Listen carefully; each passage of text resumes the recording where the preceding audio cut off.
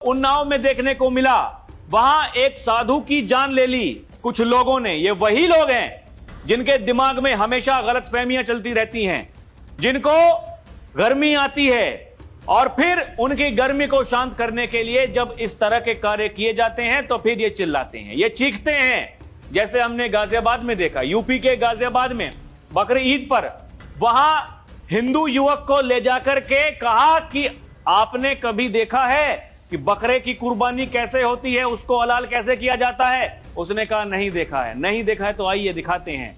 और ऐसा दिखाया दर्शकों, वो इस दुनिया में रहा ही नहीं।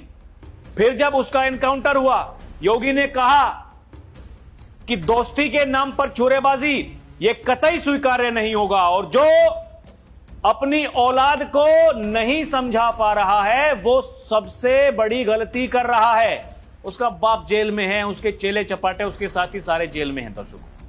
फिर देखिए, चिल्लाने वाली बात यही है। हालांकि अभी आऊंगा, आपको बताऊंगा पूरी कहानी।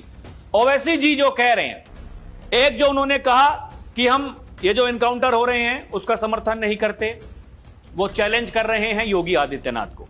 आपको याद होगा कुछ दिनों पहले योगी आदित्यनाथ ने एक इंटरव्यू के दौरान कहा था, जब उनसे यह सवाल पूछा गया कि वो कह रहे हैं ओवैसी जी कि हम यूपी में आएंगे, योगी ने कहा वो आए ना यूपी, वो जिस मंशा के साथ में यूपी आएंगे उसी मंशा के साथ में वहां उनके साथ में ट्रीटमेंट भी होगा।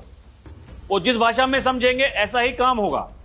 आप समझिए दर्शकों, ये मिस्टर योगी तैयार हो जाओ, मैं यूपी आ रहा हूं, अकबरुद्दीन ओवैसी जब उन्होंने कहा तो ये सवाल तब ही पूछा गया था।